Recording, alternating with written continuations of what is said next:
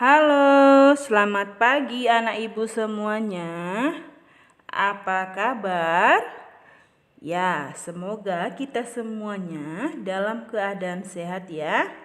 Baiklah, hari ini kita akan belajar tentang sistem peredaran darah.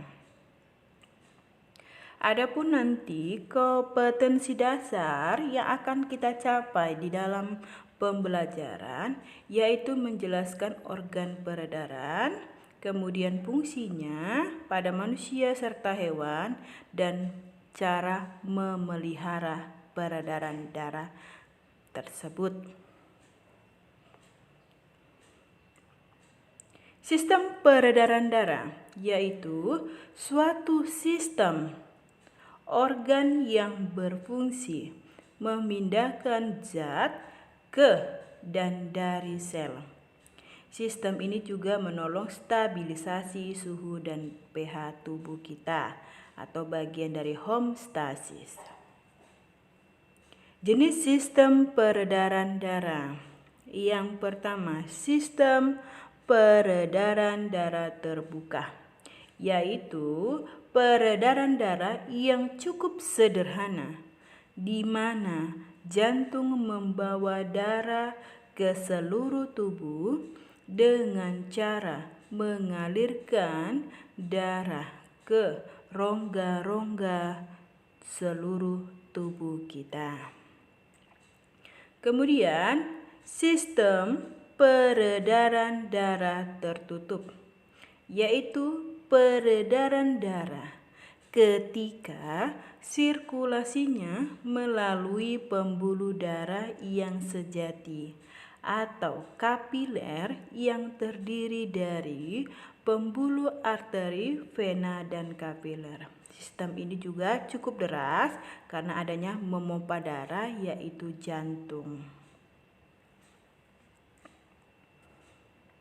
Darah yaitu cairan yang terdapat pada makhluk hidup kecuali tumbuhan ya, yang berfungsi membawa zat dan oksigen ke seluruh tubuh dan mengangkut bahan kimia hasil metabolisme yang juga sebagai pertahanan tubuh kita terhadap virus maupun bakteri yang akan menyerang tubuh kita. Jadi darah ini sangat berfungsi baik ya, berfungsi sangat baik bagi tubuh kita. Jadi darah sangat diperlukan. Kemudian sistem peredaran darah hewan. Di sini nanti akan Ibu bahas satu persatu setiap hewannya ya. Di mana yang pertama itu ada cacing ya atau vermes. Sistem peredaran darahnya yaitu tertutup. Berarti dia melalui jantung pembuluh, kemudian pembuluh darah, dan yang terakhir itu ada darah. Boleh anak ibu perhatikan gambarnya ya. Coba dilihat di mana jantung, kemudian pembuluh darah. Kemudian yang kedua itu ada serangga ya atau trakea. Itu sistem peredaran darahnya terbuka ya. Berarti dia melalui jantung pembuluh, kemudian pembuluh darah, dan darah yang berupa hemolimpa. Boleh anak ibu perhatikan gambar serangga ya nak ya. Kemudian ada ikan atau fishes. Sistem peredaran darahnya tertutup.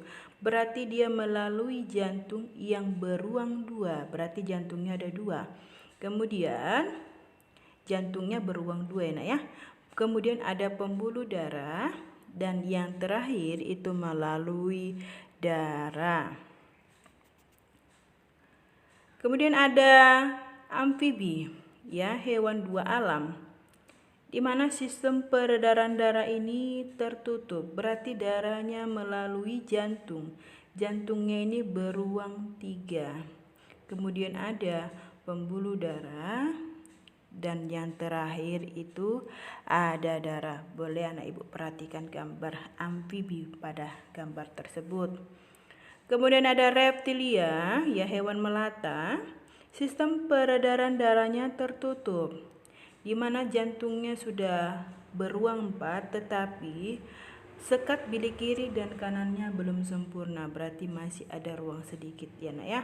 Kemudian ada pembuluh darah, dan yang terakhir itu ada darah. Ada apes ya atau bangsa burung. Sistem peredaran darahnya yaitu tertutup.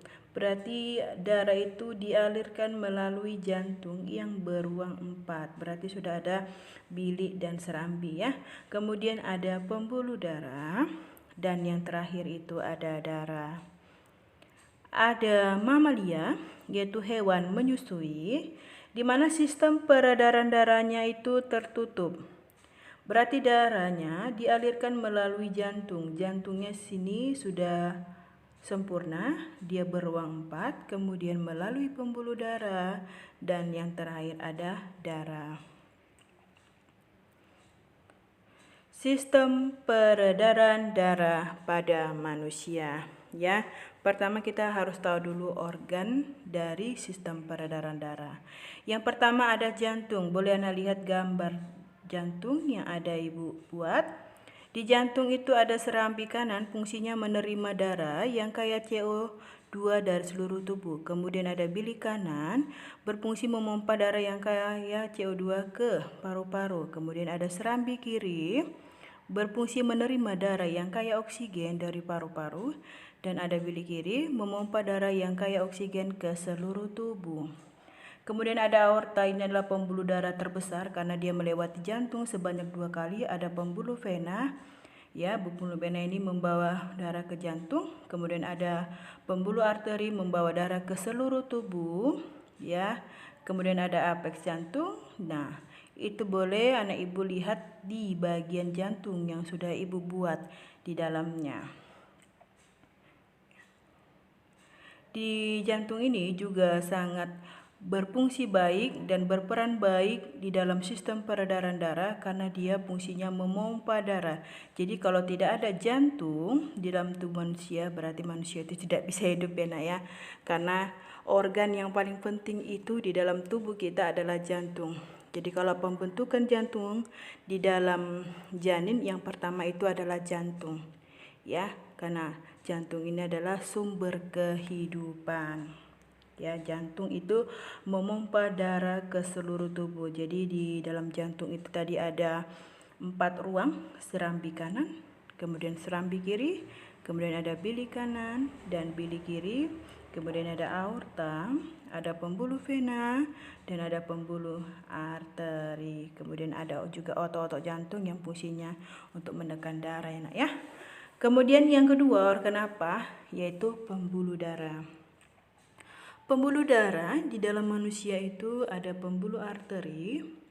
Ya, pembuluh arteri ini fungsinya mengedarkan darah ya dari jantung ke seluruh tubuh.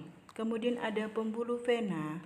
Ini adalah fungsinya ya mengalirkan darah ya dari seluruh tubuh ke jantung. Kemudian ada pembuluh darah kapiler, itu sangat kecil ya, berarti dia mengalirkan darah ke jaring-jaring tubuh atau ke sel-sel jaringan tubuh yang paling kecil ya, ke seluruh tubuh. Kemudian ada arteriol, berarti itu adalah pembuluh darah arteri yang kecil, dan ada venula, itu adalah pembuluh darah vena yang kecil. Boleh anak ibu perhatikan ya gambarnya. Jadi bagian utama dari pembuluh darah itu yang pertama ada arteri, kemudian ada pembuluh vena, kemudian ada kapiler. Ya, arteri itu nama lainnya adalah pembuluh nadi dan vena adalah pembuluh balik. Kemudian yang ketiga, bagian organ yang penting dalam peredaran darah manusia. Yang pertama yaitu darah, ya. Darah kita itu ada beberapa komponen, ya. Ada sel darah merah, itu bisa ya anak ibu lihat, yang disebut juga eritrosit ya. Kemudian nanti yang kedua ada sel darah putih ya atau leukosit. Nah, itu yang berwarna putih di atas sel darah merah. Boleh anak ibu perhatikan. Ya, fungsinya ini sebagai membunuh kuman yang masuk ke dalam tubuh kita. Jadi darah putih ini sangat berperan baik juga atau berperan penting juga di dalam kehidupan kita. Nah, yang tadi sel darah merah itu belum ibu sebutkan fungsinya, yaitu mengalirkan sari-sari makanan serta oksigen ke seluruh tubuh. Kemudian komponen darah yang berikutnya itu ada keping darah, ya, atau yang juga disebut dengan trombosit. Jadi trombosit ini sangat penting bagi peredaran darah manusia, karena jika kita terluka, ya, atau anak ibu terluka, darah itu akan mengalir deras keluar. Berarti untuk membekukan darah yang berperan adalah keping darah. Jadi keping darah membekukan darah saat tubuh kita terluka. Kemudian bagian darah yang terakhir itu ada plasma darah. Ya, plasma darah ini di dalam komponen darah juga, berarti yang ada cairan putih bening, ya, itu bisa anak ibu lihat, ya, berarti di luar dari sel darah merah, sel darah putih, kemudian trombosit. Coba anak ibu perhatikan, ya, itu bagian dari di luarnya, ya.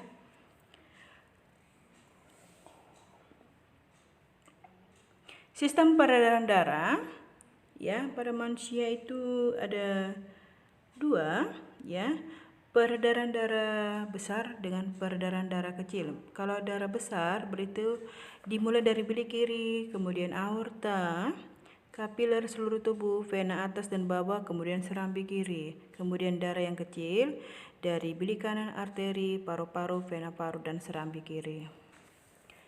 Gangguan sistem peredaran pada manusia, ya, di jantung. Apa saja penyakitnya? Ada jantung koroner, ya. Jadi anak ibu harus menjaga jantungnya supaya tidak sakit, karena kalau tidak dijaga maka akan mengalami yang namanya jantung koroner. Jadi jantung koroner ini akibat dari, ya, gaya hidup kita yang tidak sehat dan pola makan kita juga yang tidak sehat. Kemudian apa saja yang kedua di pembuluh darah? Apa penyakit yang menyerang di pembuluh darah itu? Stroke, ya. Stroke ini di bagian kepala kita. Coba anak ibu lihat, ya. Di situ ada lemak, ya, lemak di dalam pembuluh darah sehingga menyebabkan organ pembuluh darah tidak berfungsi dengan baik dan mengalami yang namanya stroke. Kemudian yang berikutnya yang menyerang pembuluh darah yaitu darah tinggi. Ya, darah tinggi atau hipertensi, yaitu kondisi ketika tekanan darah di dalam pembuluh arteri mengalami peningkatan. Artinya tekanan darahnya itu di atas 120/80. Jadi 120/80 itu adalah tekanan darah yang normal. Ya, jadi hati-hati untuk anak ibu supaya tidak terkena yang namanya darah tinggi atau hipertensi, ya. Kemudian ada hipotensi, kebalikan dari hipertensi, berarti dia tekanan darah yang rendah. Kenapa bisa rendah? Mungkin gaya hidup kita yang tidak sehat, ya. Berarti dia di bawah 120/80. Berarti dia di bawah 90/60 dari tekanan darah yang normal. Jadi untuk anak ibu, ya, supaya tidak terkena yang namanya hipotensi, ya, dijagalah kesehatannya, ya.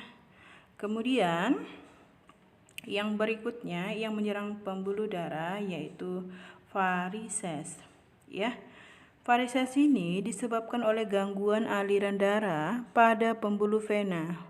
Varises ditandai oleh benjolan keunguan pada kulit. Jadi coba perhatikan. Nah, ini mungkin saat kita berolahraga, ya, kita tidak melakukan pendinginan sehingga mungkin pembuluh darah venanya membengkak dan timbul tonjolan biru di betis, ya. Kemudian ada darah, ya. Darah yaitu anemia. Kalau kita lihat, ya, anemia ini adalah kekurangan sel darah merah. Nah, perhatikan yang di sebelah kiri itu darah yang normal. Kemudian yang sebelah kanan itu adalah darah yang tidak normal. Berarti kekurangan sel darah merah. Kemudian ada DBD atau demam berdarah. Ya, ini biasanya disebabkan oleh parasit, ya seperti nyamuk. Ya, nyamuk. Hati-hati, jagalah kebersihan supaya nyamuk DBD tidak menyerang bagian tubuh kita. Karena kalau kita diserang berarti tubuh kita rendah. Ini disebabkan oleh trombosit kita yang terlalu rendah. Ya. Kemudian ada leukemia, yaitu kondisi di mana sel darah putih kita yang terlalu banyak. Ya, coba perhatikan itu, sel darah putihnya terlalu banyak sehingga menyebabkan peningkatan sel darah putih. Ya, leukemia ini adalah penyakit genetis, ya nak ya. Jadi ini diturunkan dari orang tua kita. Ya. Jadi hati-hati untuk yang kena penyakit leukemia, berarti nanti untuk keturunan berikutnya bisa juga kena. Ya. Kemudian ada hemofilia. Ya, hemofilia ini juga merupakan penyakit genetik, artinya dapat diwariskan ke keturunannya. Ya, coba lihat itu hemofilia adalah penyakit keturunan yang menyebabkan darah sulit membeku. Berarti trombositnya dia tidak berfungsi karena tadi trombosit atau keping darah membekukan darah ya. Lihat di gambar itu, ada yang normal kemudian ada yang penyakit hemofilia. Kemudian ada talasemia, ya. Sama, ini juga penyakit keturunan di mana darahnya tidak cukup memproduksi hemoglobin. Apa itu hemoglobin? Hemoglobin ini adalah zat yang mengikat oksigen. Jadi anak ibu boleh perhatikan gambar di mana yang normal kemudian mana yang terkena penyakit talasemia. Sudah berbeda sel darah merahnya kan? Iya. Kemudian yang berikutnya, ya. Bagaimana cara kita menjaga kesehatan sistem peredaran darah? Ya, supaya aliran darah kita mengalir dengan cukup baik atau yang baik, ya, atau yang sehat. Berarti yang pertama yang harus kita lakukan, yang pertama itu adalah olahraga teratur. Ya, kalau olahraga teratur berarti metabolisme yang ada dalam tubuh kita bekerja dengan baik.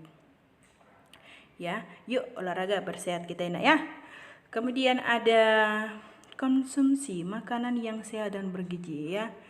Makanan yang sehat dan bergizi berarti makanannya tidak boleh sembarangan. Kita kalau mau makan kita harus perhatikan makanan ini sehat gak, makanan kita ini bergizi gak.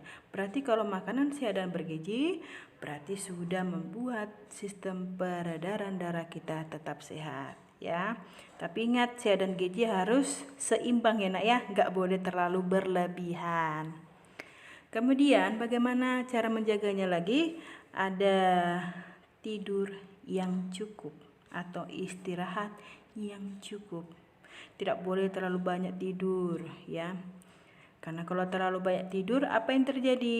Iya, kepala pusing, sistem peredaran darahnya terganggu. Jadi pusing itu karena kita bisa juga terlalu banyak tidur. Ya, hindarin itu enak ya. Kemudian ada melakukan pendinginan setelah berolahraga. Ini tadi sudah ibu singgung sedikit ya. Jadi untuk anak ibu yang mau berolahraga ya atau setelah berolahraga, kita harus melakukan pendinginan agar pembuluh vena yang ada di dalam tubuh kita ini ya tadi kan membawa darah ke jantung. Berarti harus dilakukan pendinginan, peregangan supaya pembuluh darah kita ini dapat berjalan dengan baik ya atau dengan lancar. Kemudian yang berikutnya perilaku hidup yang sehat. Bu, apa pengaruhnya dengan sistem peredaran darah? Iya, kalau hidup kita yang sehat berarti bagaimana? Tubuh kita sehat enggak? Iya, jadi lakukanlah perilaku hidup yang bersih dan sehat. Jaga lingkunganmu supaya tidak kotor dan kamu pun menjadi sehat. Ya, jadi untuk anak ibu ya yang belum paham atau belum mengerti tentang materi yang ibu bawakan ini boleh bertanya dengan ibu ya. Nah, ibu tunggu. Terima kasih. Selamat pagi. Namo Buddhaya. Salam sehat untuk ibu.